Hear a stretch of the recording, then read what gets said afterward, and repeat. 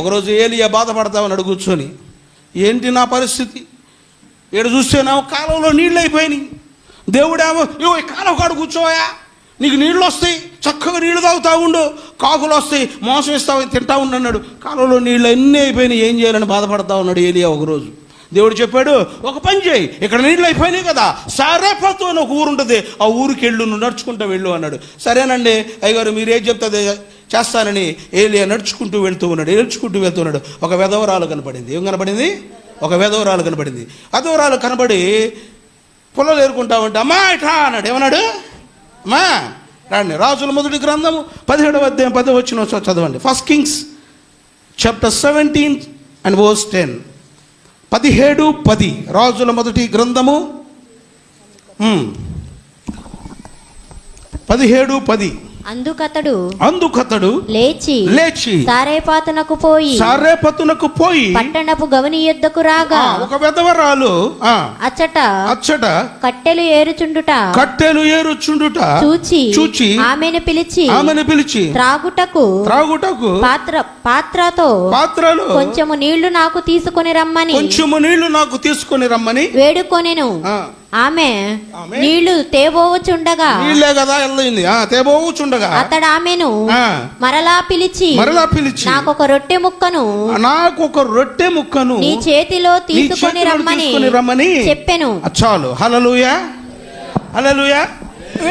సారేపతు ఊరికి వెళ్ళాడు. వెళతా ఉంటే ఒక విధవరాలు కనిపించింది. అమ్మా కాస్త నీళ్ళు పట్టరా అమ్మా అన్నాడు. ఏమన్నాడు? ఇప్పుడు అడగండి ఎవరు నన్ను ఇంటికి వెళ్ళి, అమ్మ కాస్త నీళ్ళు ఇవ్వండమ్మా అని అడుగు. 10 రూపాయలు పెడితే వాటర్ బాటిల్ వచ్చి తాగలేవు. సరే వెళ్ళాడు. నీళ్ళు తీసుకురావడానికి వెళ్ళింది. వెళ్తా ఉండగానే అన్నాడు, అమ్మ దానితో పాటు, ఆ నీళ్లతో పాటు ఒక చిన్న రొట్టె ముక్కను, ఒక అప్పము చేసుకొని నువ్వు ఏదైతే మొట్టమొదటగా చేస్తావో అప్పాన్ని తీసుకొని నా దగ్గరికి రా అని చెప్పాడా? ఆమె ఏం చెప్పిందో విందాం. దానికి ఆ మాటకి ఏమందామా? 12వ వచనం. అందుకామె నీ దేవుడైన యెహోవా జీవము తోడు తొట్టిలో పట్టెడు పిండియు బుడ్డిలో కొంచెము నూనెయే నా యొద్దనున్నవే గాని అప్పం ఒకటైనను లేదు. మేము చావక ముందు నేను ఇంటికి పోయి వాటిని నా బిడ్డకు సిద్ధము చేసుకొనవలెనని ఏరుకొనుటకై వచ్చింది. అందుకప్పుడు ఏలియా ఆమెతో ఎట్లన్నాడు? భయపడవద్దు, పోయి నీవు చెప్పినట్లు చేయుము. అయితే అందులో నాకొక చిన్న అప్పము మొదట చేసి నా యొద్దకు తీసుకురమ్ము. తరువాత నీకును నీ బిడ్డకును అప్పములు చేసుకొనుము. చాలు. హల్లెలూయా. మీరు జాగ్రత్తగా వినండి. ఇక్కడ మీకు తెలిసిన విషయాలు నేను ఇంకో కోణంలో చెప్తాను. జాగ్రత్త వినండి. ఒక అప్పము చేసి నువ్వు నా దగ్గర మొదటగా తీసుకొని రమ్ము. తీసుకొని ఆ అప్పాన్ని నాకు అప్పగించు. 2వసారి 3వసారి చేసినవి ఉన్నాయే, నువ్వు నీ పిల్లలు చక్కగా తినండి. ఎందుకు చెప్పాడు తెలుసా ఆ మాట? ప్రకటన గ్రంథంలోకి రండి. ప్రకటన గ్రంథము 1వ అధ్యాయం 8వ వచనం రండి. ప్రకటన గ్రంథము 1వ అధ్యాయం 8వ వచనం ఒకసారి చదవండి. అది అల్ఫాయు ఓమేగయు నేనే వర్తమాన భూత భవిష్యత్ కాలములలో. అల్ఫాయు ఓమేగయు నేనే. The alpha and omega. మీలో చదువుకున్న వారికి తెలిసివి ఈ లెటర్స్ తెలుసా? చూసారు ఎప్పుడైనా విన్నారా ఈ మాటలు ఎప్పుడైనా? The alpha and omega. Alpha omega Greek words అవి. ఇప్పుడు కూడా మనకి ఎలక్ట్రానిక్స్ ట్రాన్సిస్టర్స్ అవి అంటే చూసారా, అవి క్యాలిక్యులేట్ చేయడానికి ఇవన్నీ వాడుతూ ఉంటుంది. ఆమె సింబల్స్ కూడా వేస్తారు, ఆల్ఫా ఒమేగా అని. మీరు ఇప్పుడు చూడండి కావాలంటే. అవన్నీ అది ఏం లేదు. ఆల్ఫా ఒమేగా అని ఎందుకంటారు? Alpha is the starting position.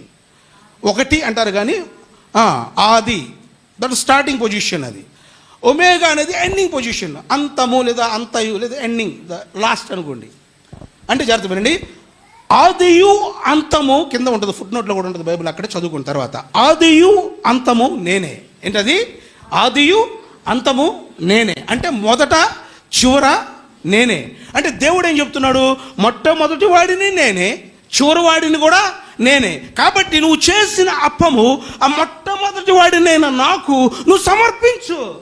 అది ఏలియాకి ఏలియాకి మొదట దిగిపోతే రెండోది ఇస్తే తిండా ఏమండి తినరా? మా ఇంట్లో మా ఆవిడ జాగ్రత్తగానండి ఏదన్నా తయారు చేసింది అనుకోండి, అరే తీసుకెళ్ళి ముందు మీ నాన్నకి ఇవ్వండి అంటా ఉంటుంది. నాకేమో మా చిన్నోడికి ఇవ్వాలని ఆశ. నాకు ఏది ఇచ్చినా నేను మా చిన్న పిల్లోని తెలిసి మా బుడ్డోడిని నాకు 2 కొడుకులు, రెండో కొడుకుని పిలిచి వాడికి ఇస్తా ఉంటాను, నువ్వు తినరా ముందు.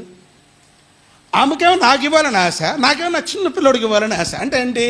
మొట్టమొదటి priority that goes to priority. అంటే మొట్టమొదటి ప్రాముఖ్యత నువ్వు ఎవరికి ఇస్తున్నావు. అందుకని నువ్వు తయారు చేసినటువంటి అప్పములు మొట్టమొదటి దేవునికి ఇవ్వు.